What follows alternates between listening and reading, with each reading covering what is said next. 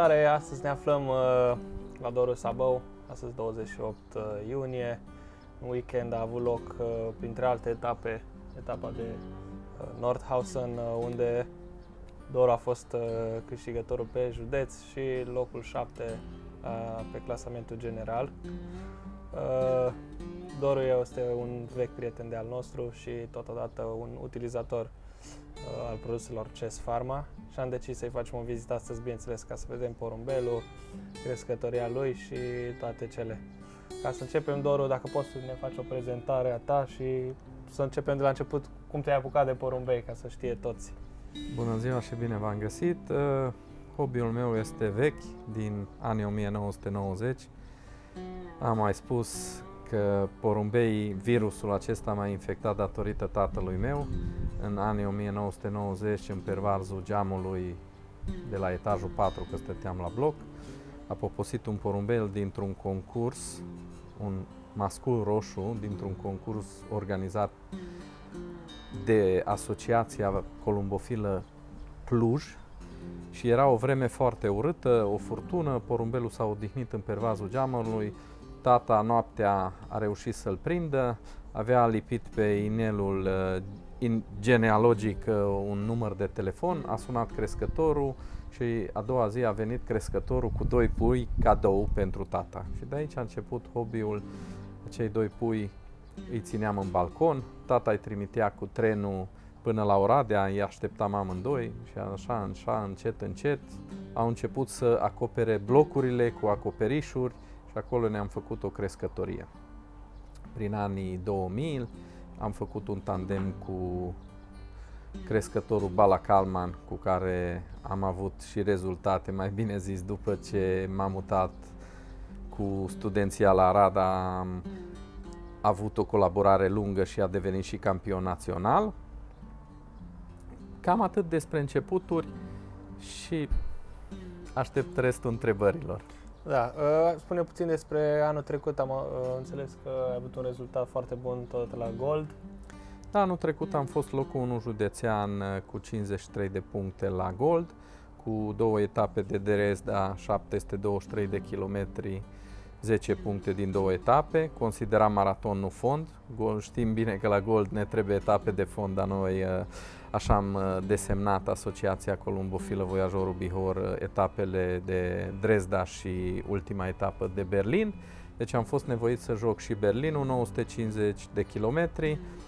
A venit foarte bine, am luat locul 1 județean la Gold și am luat locul 2 pe zona de vest. Aproape să fiu în top 10 național, unde și premiile sunt mai consistente, dar n-a fost rău nici așa. Este din porumbeii consacrați, masculul care a luat locul 1 la Gold județean și locul 2 pe zonă, cum vă spuneam, cu 2 etape de Dresda și o etapă de Berlin, și a urmat anul acesta tot așa cu speranțe mari. Da, spune-ne câte ceva despre sezonul ăsta, cum a fost până acum pentru tine.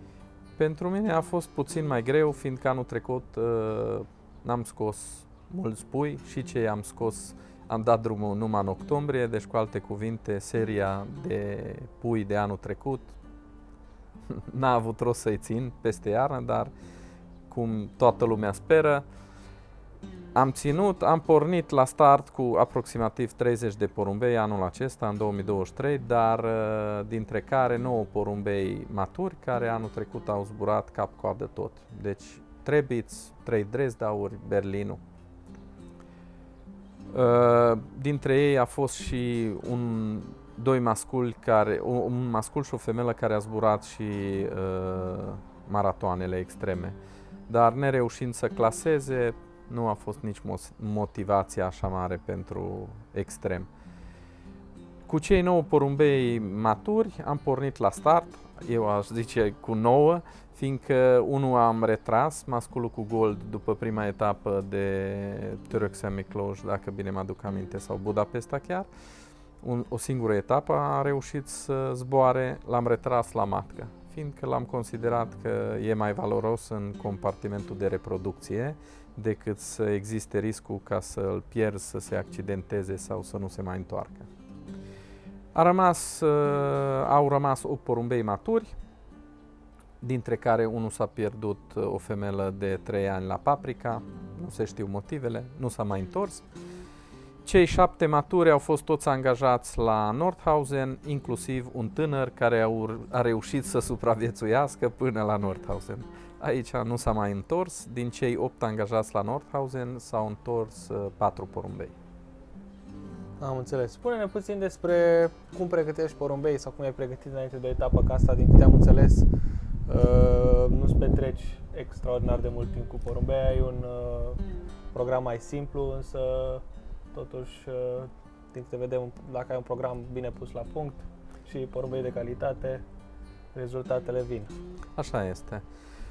Nu am acordat o atenție deosebită pentru antrenamente. Foarte mulți fac multe antrenamente, eu am făcut câteva, mai bine zis, vreo 4 antrenamente înainte de sezon și am început, așa cum se zice, cu pași mărunți. Am participat de la prima etapă până la Trebiț la fond, demifond mai bine zis, cu toți porumbeii. După Trebiț am participat la etapa de Paprika, nefăcând niciun antrenament între primul maraton și demifond. Am lăsat porumbeii mai mult în jurul crescătoriei să se antreneze, i-am analizat cu ce poftă de zbor au. Am avut un ghinion că aveam la un moment dat și acum mai mulți masculi decât femele, deci erau care n-aveau nicio șansă ca să prindă femelă. Aveam undeva la, cum v-am spus și acum, din cei 8 angajați, că am și o femelă tardivă ce a rămas acasă. Am avut 3 femele cu cea tardivă, 2 care au plecat la drum și 6 masculi. De 6 masculi, 2 femele am reușit să angajez. Masculul care a venit bine a avut pereche. Este un mascul puternic care a avut pereche de anul trecut, nu i s-a pierdut, dar din păcate la etapa aceasta nu s-a mai întors. Cum ziceai de pregătire, pregătesc în funcție de unde vreau să concurez, așa zis, mai bine. Nu încep să dau produse de la începutul sezonului. Abia la Trebiț, la demifond, am folosit iod. De la Chest Impact, care am observat că face un efect foarte bun are un efect foarte bun asupra porumbeilor, au poftă de zbor, îi încălzește, circulația sanguină. Este un produs foarte bun. N-am folosit tratamente. Abia după Trebiț am administrat pastile de Carnix pentru trihomonoză. De obicei, când stau 2 etape la concurs porumbeii, când se întorc, administrez câte o pastilă de trihomonoză ca să prevenim boala aceasta. N-am folosit antibiotice numai înainte de Nordhausen, pentru pregătire și pentru că știam că va fi o etapă cu caniculă, cu căldură, cu peste 30 de grade și căile respiratorii sunt foarte importante pe vreme caldă. Am folosit cu o săptămână înainte de etapă, adică să termin cumva undeva pe vineri, că îmbarcarea era marțea, RI. RI, cum știi bine, tot de la Chest Pharma, cu o substanță activă cloramfenicol, florfenicol, din gama aceasta. Nu sunt expert veterinar, dar încet le învățăm pe toate. 3 zile, câte o pastilă pe zi, folosesc destul de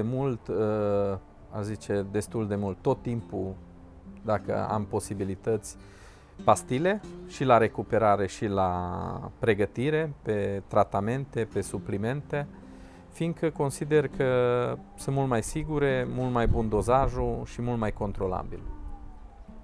Am înțeles. Hai să vedem dacă e posibil masculul care a venit de la Nordhausen și să ne arăți puțin crescătoria, dacă e posibil. Sigur. Aici am compartimentul de reproducție, 4 metri, asta este de câțiva ani. Înainte aveam numai 5 boxe aici lateral.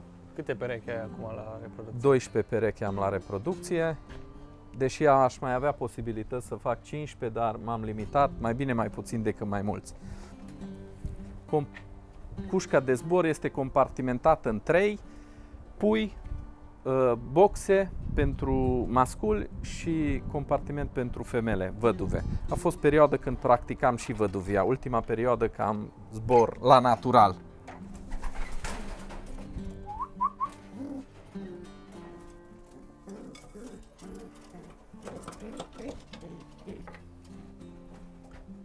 El este masculul care a sosit primul.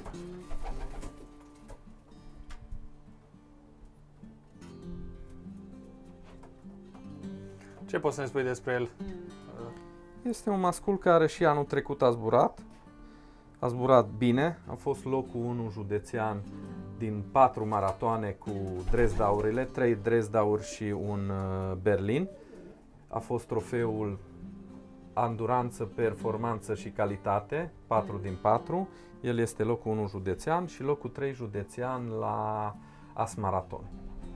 Părinții sunt părinți cu origini consacrate. Tata este un mascul direct de la Henk de Werd, câștigat la tombolă în 2017 la Berlin. Este pe Queen Olympic Marathon, nepot, tot așa porumbei foarte buni, zburați, chiar care Queen Olympic Marathon trebuia să fie locul 1 la As Marathon. Și mama este din porumbei, tata, bunicul din partea mamei este un porumbel tot așa cu origini de maraton din Germania, de la Karl Coers-Heinz. Și mama este de la domnul Olteanu Cosmin din Prahova, din Urlați, cu origini tot așa foarte bune. Bunicul din partea mamei cu 2 locuri de 1, locul 4 național la maraton, al lui Purcaru Constantin, și mama este o fiică din Magic Florian de la Norbert Nordman. Am înțeles. Acum întrebarea cea mai potrivită, dacă îl mai zbori după rezultatul Acum, după acest rezultat deosebit și având în vedere că și anul trecut a zburat, m-a pus pe gânduri, dar este șansa lui și din 4 porumbei, dacă îl mai retrag și pe el, șansele și mai mici. Da. Deci este un porumbel foarte blând, foarte cu minte, nu-i sperios, cu o musculatură bună și îmi dă speranțe că mai poate. Mai sunt 2 maratoane extreme și mergem cu cei 4 la extrem. Da. Să vedem ce va fi și cum va fi. Înainte să încheiem, trebuie să precizăm că Doru face parte din puținii crescători de încredere, să zic așa, CES Pharma, care are acum în teste unul dintre produsele pe care urmează să-l lansăm pe parcursul acestui an, probabil la final. Este vorba de Magic și te-aș invita să... Sticluța magică, da. Toți zic că toți avem ceva, sticluță magică. Nu știu dacă este chiar magică. Într-adevăr sunt printre puținii norocoși care cu încredere dau și administrez noile produse care încă nu sunt pe piață. Așa este și această sticluță, acest produs Magic. Este o combinație de acizi grași cu un efect antibacterial care am administrat și la lotul de zbor. Este un produs care miroase extraordinar de puternic. Nu vreau să zic cu ce se aseamănă mirosul. Probabil și de-aia este așa magic. Se administrează și la sosire și la plecare, ajută, am înțeles, pentru absorpția nutrienților din mâncare, cum se spune că este antibacterian și am văzut efecte foarte bune, cum se vede și rezultatul. Nu știu neapărat dacă se datorează acestui produs, dar cu siguranță a contribuit la acest rezultat. Ce ai mai administrat pe lângă produsul ăsta, mai exact porumbelului care o vin de la Nordhausen? La plecare sau la sosire? Ambele, dacă poți să ne spui, da. Dacă nu-i secret. Nu-i secret, că secretul nu cred că sticluța magică. Adevărul că trebuie să ai o crescătorie bine aerisită, uscată, porumbei de calitate și, bineînțeles, niște suplimente ca să ajuți. Cum am spus, cu pregătirea cu RI pentru căile respiratorii, am administrat pastile Fly Power la plecare 3 zile cu tablete pentru flora intestinală Biotix Tab. Eu așa administrez, Biotix cu Fly Power împreună, tot așa cum vă spuneam, 3 zile.